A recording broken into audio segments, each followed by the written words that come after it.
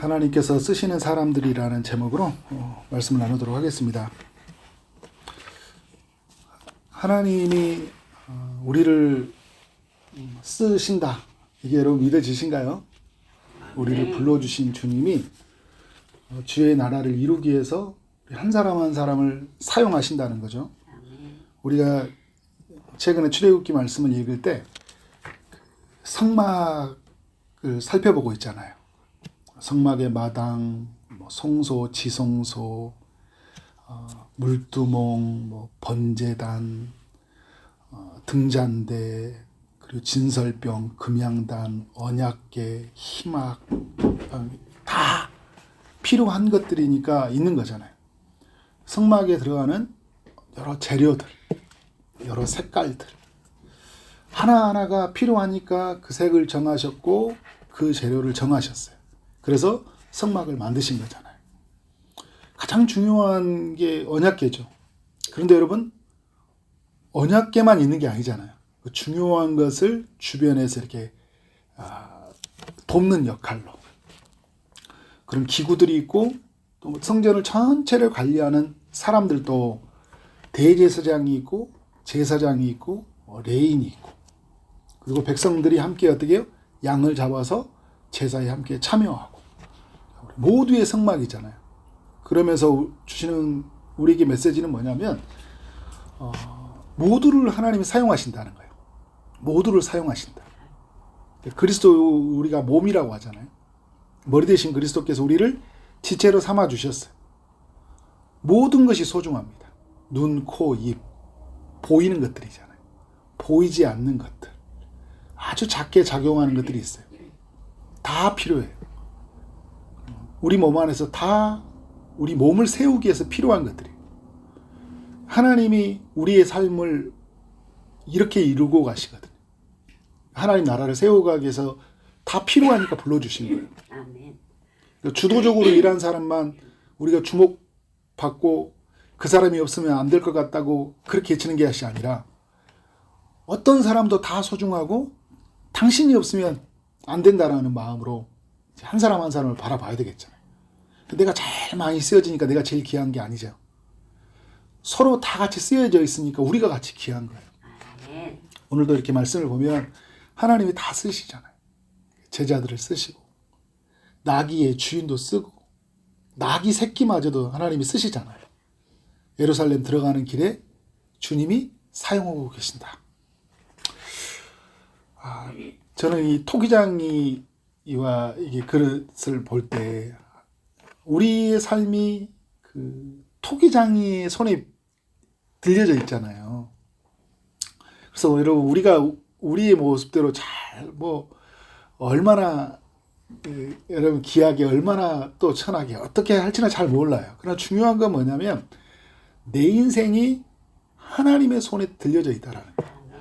하나님 나를 빚으시고 계시다라는 거예요. 너무 감사한 건 뭐냐면 하나님 나를 깨트리지 않는다라는 거예요. 하나님이 나를 구원하셨다라는 것은 여러분, 하나님의 손에서 나를 만들어 가시기로 작정하셨다라는 거예요.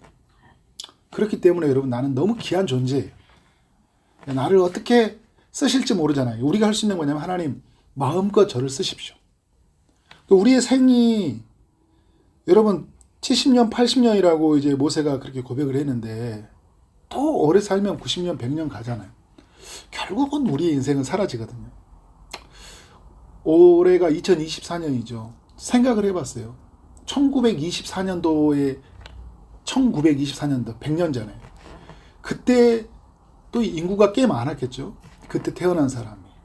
근데 그때 태어난 사람, 예를 들어서 1000만이다 2000만이다 됐을 때 지금 몇 명 남았을까요? 몇 명 남았겠죠. 100살 넘은 사람들이 있으니까.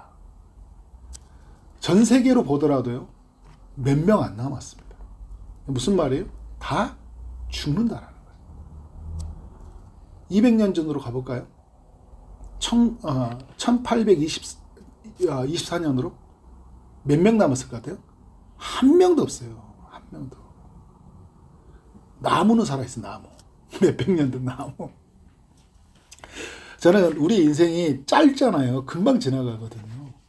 저는 하나님께 부름받았다, 하나님의 나라에 우리가 쓰임받는다. 이거 너무 귀한 것 같아요. 너무 귀한 것.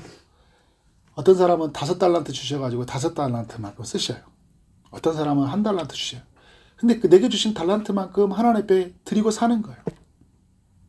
2랩돈 드리고 사는 거예요. 있는 모습 그대로 드리고 사는 거예요. 그것이 여러분 우리에게 너무나 중요하다. 오늘 이렇게 보면 주님이 이렇게 제자들을 불러가지고 2명을 부르거든요. 예루살렘에 이르렀다라는 것은 이제 공생의 끝이 다가왔다라는 거잖아요.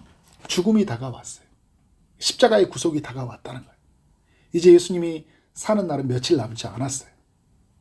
근데 그 끝에 제자들 2명을 보내요. 제자들에게 뭐라고 하냐면 2절에 보니까 이르시되 너희는 맞은편 마을로 가라. 그리로 들어가면 곧 아직 아무도 타보지 않은 나귀 새끼가 메어 있는 것을 보리니 풀어 끌고 오라. 미션 1 맞은편 마을로 가라. 미션 2 아무도 타보지 않는 나귀 새끼가 있는데 그것을 풀어라. 그리고 어떻게 해요? 미션 3 끌고 오라. 여러분에게 한번 제가 부탁할게요. 저기 라성마트에 가가지고 거기 가면 빵집 옆에 있는데 그죠? 까베기 막 이런 이야기 하지 말라고 제 아내가 성도들한테 엄청 부담 주는 이야기라고 막 그래서 여러분 아니에요. 제가 그거 얼마 전에 그걸 사가지고 제가 먹으려는 게 아니라 제가 거기서 사서 그날 마음에 소원을 주셔가지고 어떤 어르신이 생각나가지고 그걸 사가지고 사다 드렸어요. 하나님이 마음에 감동을 주셔가지고 그때 생각이 나서 말을 하는 거예요. 여러분에게 뭔가 하나님이 이렇게 우리에게 이렇게 소원을 주시고 또 말씀을 주시면 그죠? 내가 돈으로 까베기 사올 수는 있죠. 그런데 여러분 이제 3절에서 이렇게 하잖아요. 만일 누가 너에게 왜 이렇게 하냐? 왜 나귀 새끼를 풀어가는 거야? 라고 물어보거든. 뭐라고 이야기해요? 주가 쓰시겠다고 말하라. 미션 4번째예요. 뭐요? 주님이 쓰시겠다고 말하라. 그러니까 어떻게 해요? 가라. 그리고 풀어라. 끌고 와라. 그리고 주님이 쓰시겠다고 말하라. 그리하면 어떤 일이 일어난답니까? 즉시 이리로 보내리라. 제자들이 여러분 여기서 중요한 게 그건 것 같아요. 제자들이 무슨 권세가 있나요? 무슨 영향력이 있어요?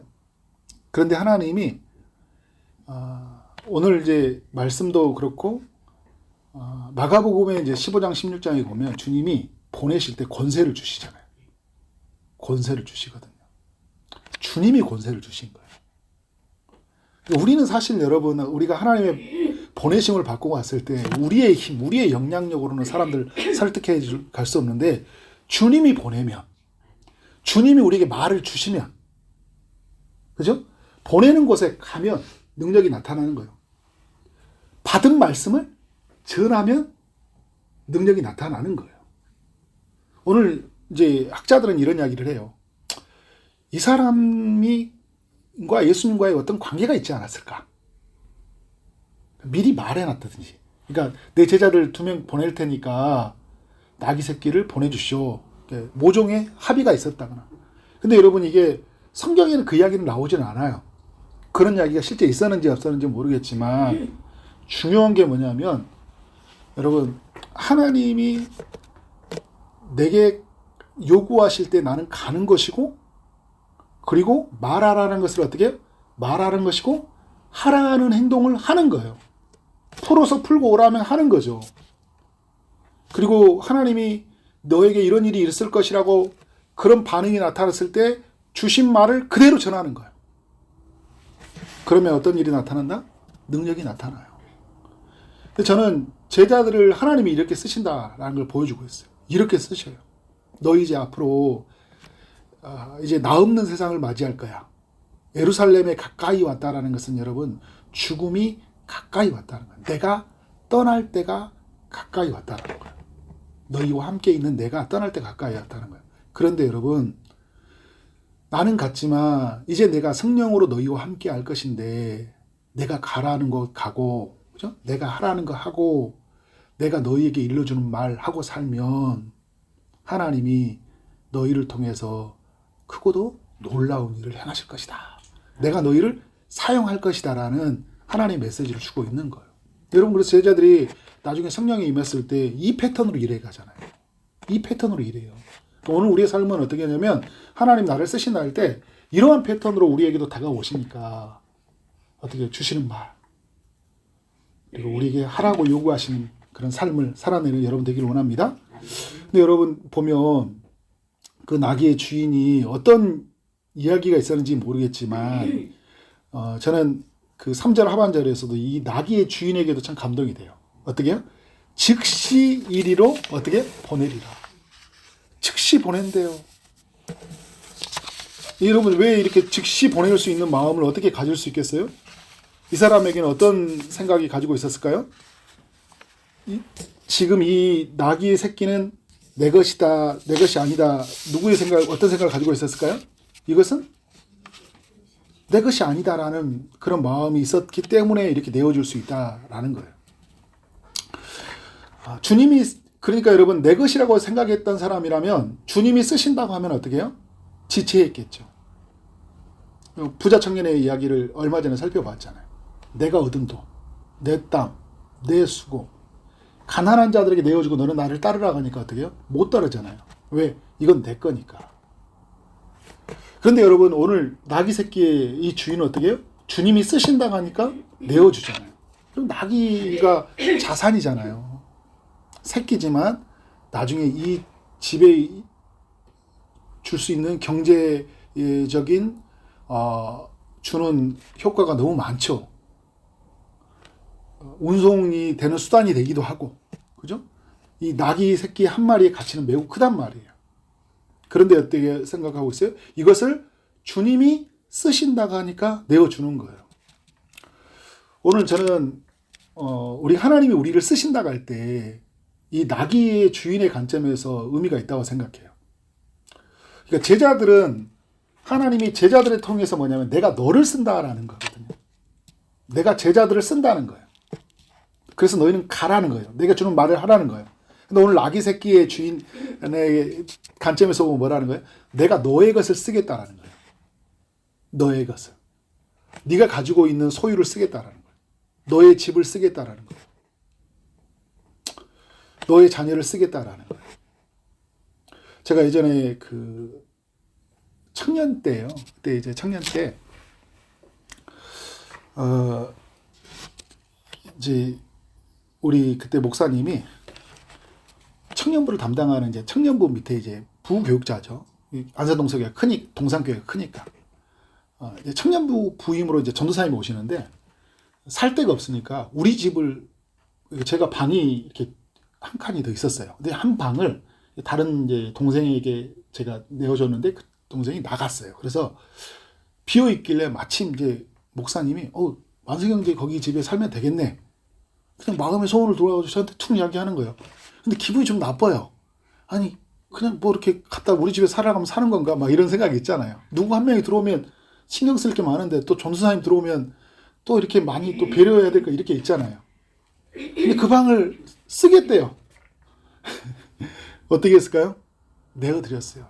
내어드렸는데 또 다른 뭐 청년들도 와서 이렇게 내어주고 이런 과정들이 있었어요. 근데 자꾸 이렇게 내어주는 기쁨도 있지만 자꾸 내 생활이 자꾸 제한이 되고 이제 불편하잖아요. 그분에 의해서. 그러니까 이제 그만해야 되겠다 생각이 들더라고요. 근데 또 해외에서 그 해외에 있던 그 청년들인데 그러니까 한 5명인가 한국에 왔어요. 잠잘 데가 없다고 또 목사님 전화 온 거예요. 만석 형제. 그 해외에서 온 청년 보내면 어떨까? 그때는 막 마음이, 여러분, 이게 사람이 항상 내어지지 못하더라고요. 제가 못하겠는데 그랬어요. 근데 마음이 너무 불편해. 왜 거절했지?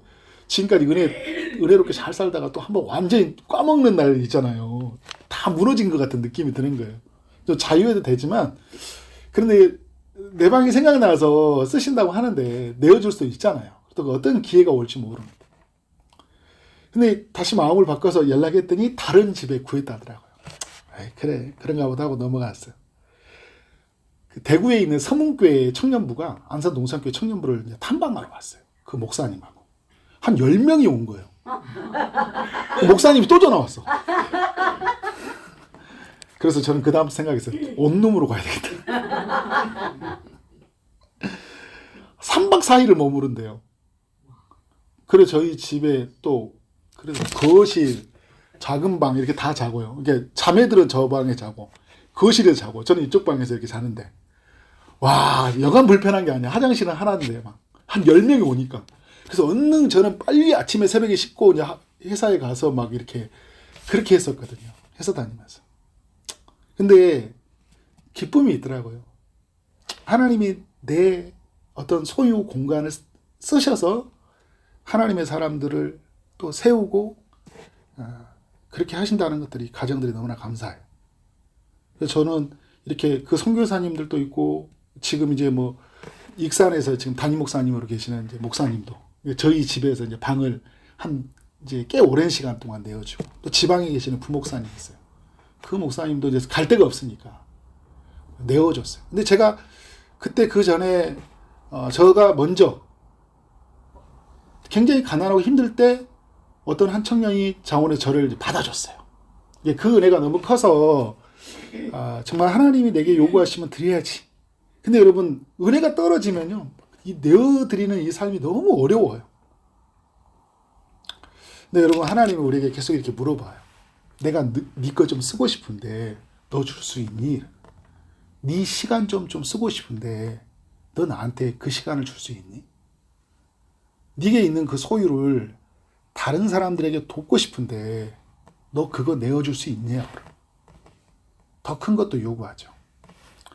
이삭까지 내가 네 아들 너 나에게 바칠 수 있겠니? 하나님이 우리에게 주시라고 할 때 내 것을 쓰신다고 할 때 우리가 어떤 마음으로 해야 될까요? 하나님 앞에 내어줄 수 있는 마음이 있어야 된다.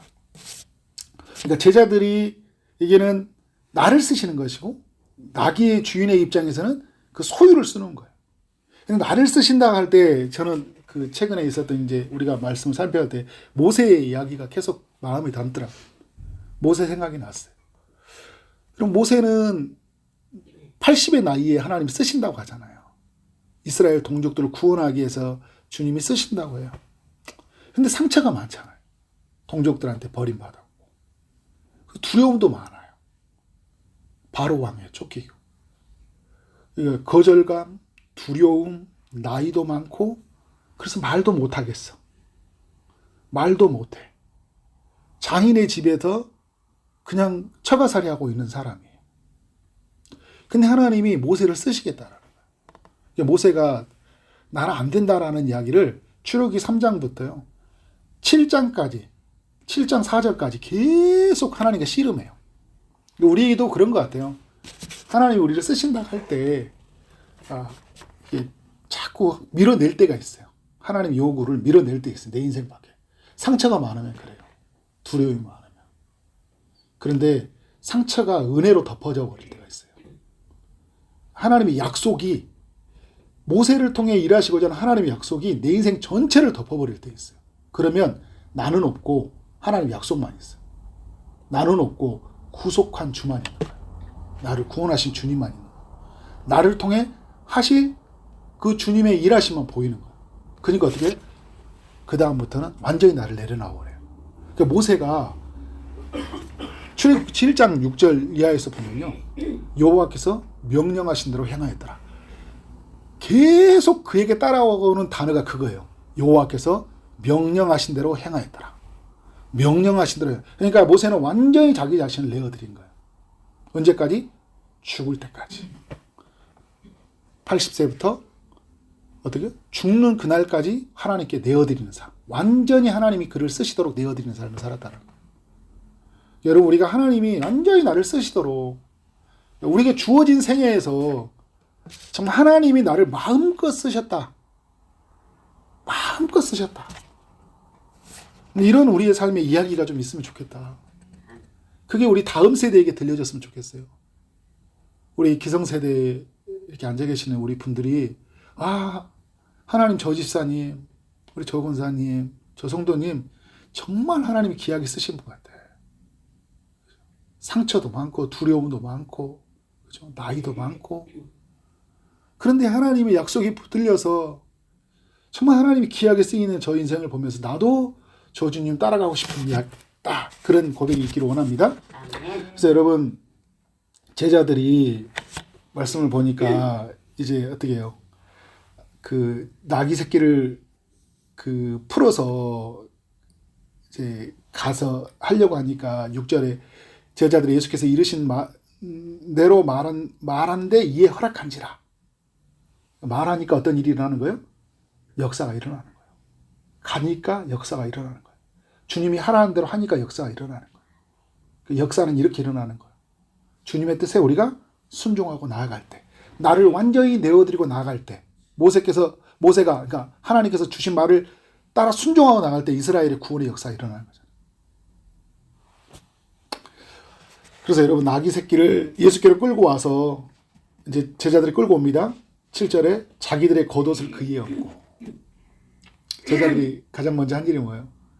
그 나귀 새끼 위에 겉옷을 올려드리는 거예요. 그러니까 어떤 걸 알았어요? 주님이 나귀 새끼를 타고 예루살렘에 입성하시는구나. 여러분 이 스가랴서의 말씀에 보면요 9장 9절에 이런 이야기를 하거든요. 그는 공의로우시며 이게 메시아에 대한 예언이에요. 구원을 베푸시며 겸손하여서 나귀를 타시나니 나귀의 적은 것 곧 나귀 새끼니라. 여러분 이들은 이제 유대인들이기 때문에 이 약속의 말씀을 잘 알고 있잖아요. 내가 믿는 이 예수, 내가 따르는 이 예수, 소경 바디메의 눈을 뜬 예수, 삭개오를 변화시켰던 이 예수, 그리고 오늘 오기 전에 어떻게 베다니에서 죽은 나사로를 살리는 이 예수, 이 예수는 예루살렘에 입성해서 왕으로 자정하실 분이구나. 근데 이 왕이 어떤 왕이에요? 겸손한 왕이잖아요. 그래서 뭘 타고 가는 거예요? 나귀 새끼를 타고 가는 거예요. 여러분 세상을 바꾸는 건요, 세상을 바꾸는 것은 힘이 아니라, 세상을 바꾸는 것은 백마탄 그 화려함이 아니라 나귀 새끼를 탄 겸손한 자가 세상을 바꾼다는 걸 보여주고 있는 거잖아요. 힘으로 세상을 꺾는 것이 아니라 힘으로 굴복해 가는 세상에서 어떻게 십자가에서 죽는 것이 이 세상을 이기는 것이잖아요. 제자들은 여기까지는 보지는 못했어요. 다만 여기까지 아는 건 뭐냐면 내가 믿는 예수는 이 땅의 왕으로 자정하실 분이구나. 물론 다 알지 못했기 때문에 어떻게 해요? 나중에 실망해서 도망가잖아요. 십자가에서 죽어야지만이 인류를 구원하시는 왕이라는 것을 알지 못했기 때문에 도망가는 거예요. 아직 다 알지 못했어요. 그러나 부활하신 주님을 만나고 성령을 만났을 때는 완전히 이 세계가 바뀌어져 갔잖아요. 중요한 건 뭐냐면 이 주님이 왕이 입성한다. 이 세상을 바꾸기 위해서, 이 세상에 자정하기 위해서, 그리고 스가랴서 9장 9절의 약속을 성취하기 위해서 오신 그 메시아, 그 메시아가 자정하는 길에 자기가 쓰임 받았다는 거. 나귀 새끼를 가져오고, 그죠? 그 나귀 새끼를 가져와서 가장 먼저 헌신하잖아요. 자기들의 겉옷을 그에 올리잖아요. 여러분, 우리가 주님을 따라가는데, 그죠? 그 가는 길에 어떻게 내가 쓰여지는데 가장 먼저 내가 헌신하는 거죠. 그에 어떻게 내 겉옷으로 올려보는 거예요. 주님, 여기에 타시옵소서. 우리 여기까지 가야 돼요, 여러분. 다 우리가 주님이 가신 그 길에 내게 있는 것을 하나님께 올려드려서, 그죠? 그 위에 얹어서 그 영광스러운 주님이 더욱 빛나도록 하는 거죠. 그러니까 여러분 어떤 일이 일어납니까? 예수께서 타는데 8절에 많은 사람들이 자기의 겉옷을 걷어서 어떻게 이제 예수님 가는 길에 놓기 시작해요. 누군가가 한 명이 헌신하는 순간에 다른 사람이 어떻게 해요? 그 헌신에 동참하는 일이 일어나요. 여러분 그래서 우리에게 누군가의 마중물이 필요한 거예요. 누군가 기도하는 그 한 사람의 기도의 불씨가 다른 사람의 기도의 불을 활활 타오르게 만들어요. 누군가 주의 길을 가는 길에 헌신하는 그 한 사람이 있을 때 다른 사람이 어떻게 해요? 따라가는 사람들이 생겨나는 거예요. 무리들이 어떻게 막 겉옷을 겉옷을 어떤 이들은 이제 들에서 벤 나뭇가지를 그냥 어디에 놓고 있어요. 나귀의 발에 놓고 있는 거죠. 앞에서 가고 뒤에서 따르는 자들이 소리 지르되 호산나 다윗의 호산나 그죠? 찬송하리로다 주의 이름으로 오시는 이여라고 이렇게 외치고 있어요. 10절에 찬송하리로다 오는 우리 조상 다윗의 나라의 가장 높은 곳에서 호산나 하더라. 시편 118편에 보면 여호와여 구하옵나니 이제 구하옵소서라는 시편의 그런 절규에 찬 하나님을 향한 그 예침의 노래가 있거든요. 근데 여러분 이 호산나라는 것은 아람어인데 이제 어떻게 해요? 이 시대로 가지고 와서 시편 118편을 지금 이 시대로 가지고 와서 노래하는 거예요. 호산나 다윗의 나라요. 다윗의 나라는 거예요. 이제 다윗의 후손으로 오신 메시아가 이 땅에 오셨다. 물론 이 무리들도 예수님이 십자가에서 죽는다는 걸 다 알지 못해서 결국은 예수님을 십자가에 못 박는 그 어리석은 행동을 하고 말았지만 다만 여기까지 우리에게 알려주신 건 뭐냐면 어떻게 해요? 예수님 그 가는 길에 그들이 정말 예수님을 열광하는 찬양하는 삶의 무리로 나갔다라는 거죠. 저는 그래서 여러분 이런 이야기들 속에서 하나님이 정말 하나님의 나라를 위해서 제자들을 쓰고 나귀의 주인을 쓰고 또 누구를 쓰셨을까요? 나귀 새끼를 또 쓰셨다. 그죠? 나귀 새끼는 편에서 볼 때는 여러분 나귀는 뭐예요? 아무것도 어떻게 보면 아니잖아요. 그죠? 나귀는 그냥 짐승이에요. 노동력이에요. 경제력이에요. 그리고 그냥 자기네 쓰다가 버려지는 존재잖아요. 그냥 하나의 그냥 동물에 불과하는 존재예요.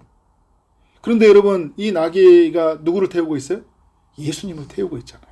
저는 우리의 나귀 새끼가 저는 뭐 저의 모습이라도 많이 생각해요. 저는 그냥 어떻게 보면 하나님의 나라를 이루어가는 작은 도구에 불과하는 거예요. 요즘에 또 계속 출애굽기 말씀과 연결해 본다면 우리는 어떻게 보면 조각목이잖아요. 번약계 분향단에 만드는 조각목이에요. 근데 거기에 뭐가 덧입혀져 있어요? 금이 덧입혀 있잖아요. 우리는 고린도후서에 말하면 같은 거 우린 질그릇이에요. 볼품이 없는 그릇이에요. 근데 우리가 뭐가 담겨져 있어요? 보배가 담겨 있잖아요. 오늘 여러분 우리 인생에 누가 자정하신 거예요? 주님이 자정하시잖아요. 나귀 새끼에게 주님이 자정하시니까 너무 영광스러운 거잖아요. 그러니까 나귀가 이제 가져야 될 생각 여러분도 많이 들어봤을 거예요. 어떤 생각이에요? 사람들이 막 열광하잖아요. 호산나 다윗이요. 자기에게 열광합니까? 근데 우리가 여러분 이런 실수를 할 때가 많아요. 내가 주님의 일이 쓰여지 않는데 정말 나는 나귀 새끼와 같이 그냥 별 볼 일 없는 사람이었는데 하나님이 이런 나를 쓰셨잖아요. 여러분 예수님의 제자들이 그런 나귀 새끼와 같은 사람들 아니에요. 예루살렘 공회원들 산에 들어온 석학들을 쓰는 게 아니라 오부들 그리고 그 지역 사회가 예민한 세리 마태와 같은 이런 이들을 불러서 하나님이 그들을 사용하시잖아요. 나귀 새끼처럼 주님이 그들을 위해서 임하셔서 그들을 타고 하나님의 나라가 어떻게 이루어져 가는 거잖아요. 너무나 영광스러운 거죠. 사람들이 열광하거든요. 나한테 열광하는 거예요? 누구에게 열광하고 있는 거예요? 내 위에 계시는 나와 함께 하시는 주님에게 열광하고 있는 거잖아요. 그때마다 우리는 어떻게 해야 돼요? 사람들이 열광할 때 나에게 오는 것이 아니라 주님입니다. 혹시 누군가 나에게 대해서 열광할 때 내가 아니라 누구라고 말한 거예요? 주님입니다. 나의 나된 것은 주님의 은혜입니다. 나는 하나님을 위하여 지어진 존재입니다. 내가 할 수 있는 것은 주님을 모시고 가는 것뿐입니다. 그래서 내가 가장 영광스러운 건 뭐냐면 당신들이 나에게 열광해 주는 것이 아니라 내가 주님을 모시고 가고 있다는 것입니다. 이것이 나에게 가장 큰 영광이고 자랑이고 나에게 기쁨입니다. 이러한 이야기가 우리 모두에게 남겨지기를 원합니다. 하나님이 마음껏 쓰는 인생. 그래서 다 우리 마지막 날 그 죽음이 그 순간에 막 넘어가는 그 순간 예수님이 십자가에서 다 이루셨어 이런 이야기 하잖아요. 다 이루었다. 아버지여 내 영혼을 받으소서 그러잖아요. 다 쓰셨다는 거예요. 주님이 이제 다 쓰셨다. 그래서 주님이 이제 어떤 나를 받으소서. 그렇게 하나님 앞에 영광스럽게 살다가 영광스럽게 부름받는 여러분 우리 모두가 되어지기를 주님의 이름으로 축원합니다.